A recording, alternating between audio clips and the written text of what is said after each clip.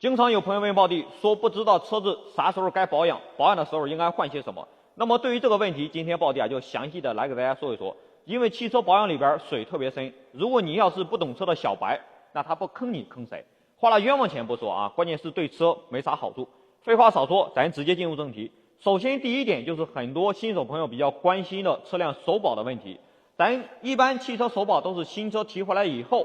3个月或者说5000公里做首保。咱首保不要延后，因为新车出厂的时候这个发动机里边给你加的机油，它都是利于存放的机油，因为它这个车子生产出来不知道啥时候能卖，对不对？所以里边加的机油，也就是说为了保证里边的别木件不生锈，它并不适合咱长时间或者说高速驾驶。所以首保最好不要拖太久。如果说咱由于特殊情况车子在家，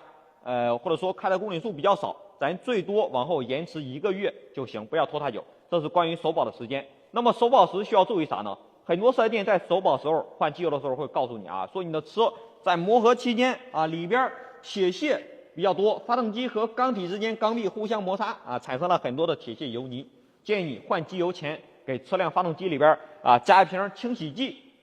美名其曰能够清洗你发动机里边的油泥和铁屑。如果你要是相信，你就被忽悠了。他们4 S 店都是为了拿捏咱老百姓的心理，就觉得咱可能说买台车不容易，可能说要好几年的积蓄买一台车特别的心疼，对不对？他就是拿捏这个心理，觉得咱比较爱惜车，所以有一部分老铁就上当了就听信了4 S 店的鬼话，就选择了用这个清洗剂。随后4 S 店的工作人员会把清洗剂一瓶清洗剂先给你加进去，然后呢让你的发动机运行个10分钟以后，再把这个机油给它放出来，然后再加新的机油。这一来二去首先这个机油用多了，对不对？然后呢这种他给你加进去的这种清洗剂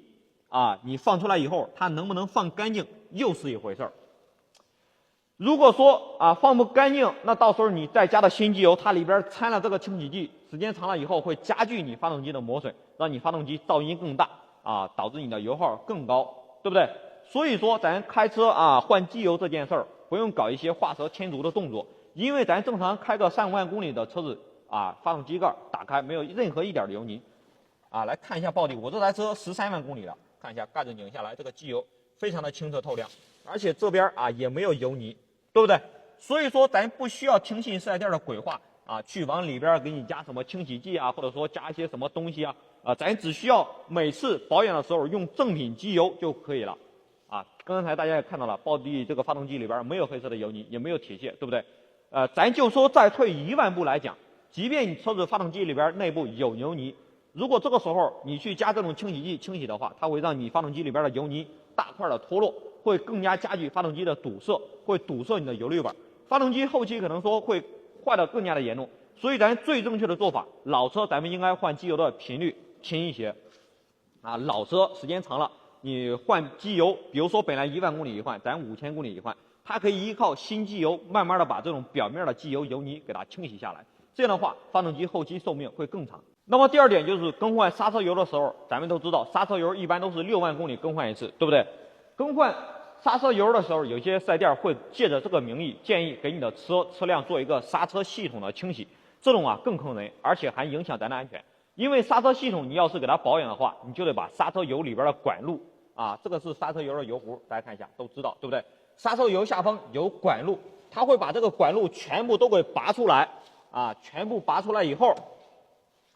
包括里边管路连接处的防尘套都给你拆下来。这防尘套不拆还好，一拆就是大问题，根本没办法复原到原厂那种效果。因为咱这个防尘套它正常情况下包裹性是非常好的，它里边的刹车油不会漏出来。你这样不停的我给大家举个例子你这样不停的看一下这个，不停的拔开插进去，拔开插进去，它是不是时间长了以后它就会出现间隙变大，然后呢很有可能出现刹车油泄漏的问题，它恰恰会影响咱的行车安全。所以刹车油的话咱就正常更换就可以了，做刹车油路的保养就是多此一举，就像一个没病的人你非要给他动一个手术一样，还美名其曰这样更好，对不对？所以说这个东西咱不需要保养。如果说刹车油的确需要更换，咱只需要像暴力一样准备一个刹车油检测笔，从网上买也就10多块钱，买回来以后把刹车油这个盖子拧下来，给大家说一下刹车油盖子上面有个黄色螺丝标志的，就是刹车油的刹车油的检查口，咱拧开以后然后呢，准备个刹车油检测笔，把它插下去。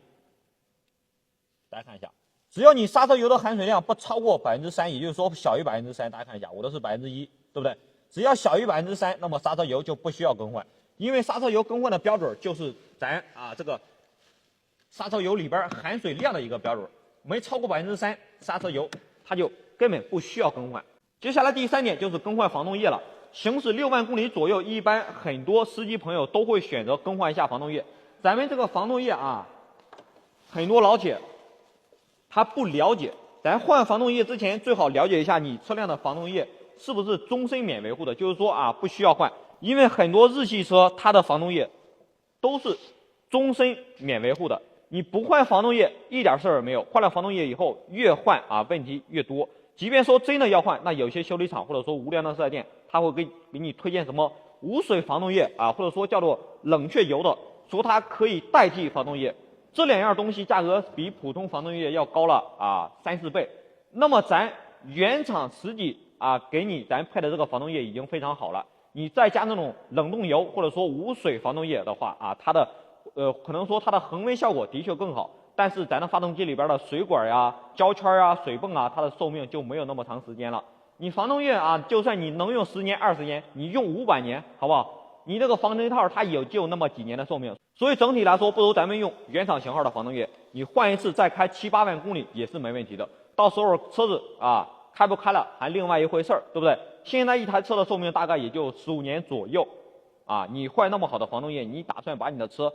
再开30年，对不对？现在一台车子寿命也就15年左右，你换那么好的防冻油，你打算把车子再开30年吗？所以说这其中的猫腻咱一想便知。那么第4点就是变速箱油了。一般咱们家用车开个10万公里或者说8万公里的时候，都需要去保养变速箱。换变速箱油的话，采用重力换油的方式，正常一拆一放就行。但很多4S店还是说先给你加一瓶清洗剂，也清洗一下变速箱里边的铁屑。实际上这种对变速箱内在的磨损会更严重，因为变速箱不像发动机，变速箱内有很多阀体都是电机设备的，你加清洗剂会让里边的电气设备损坏的更严重。所以变速箱油你更换的话，咱们就10万公里换一次。你正常拆下来油底壳静置一会儿，油一样放得干净，只需要把油底壳清洗一下就可以。如果说你发现给你换变速箱油不拆油底壳的话，都是在忽悠你，因为油底壳有很多油泥和铁屑，你只放油是放不干净的，所以一定要拆掉油底壳放油才是最正规的换油方法。随后加新的油就可以了。怎么样，朋友们？暴弟以上给大家分享的这些保养时最容易踩的坑，您都记住了吗？如果说觉得对你有所帮助，记得分享给你身边有车的新手朋友。暴弟不求点赞，只希望多一个人看到法律事故，让我们一起传递正能量。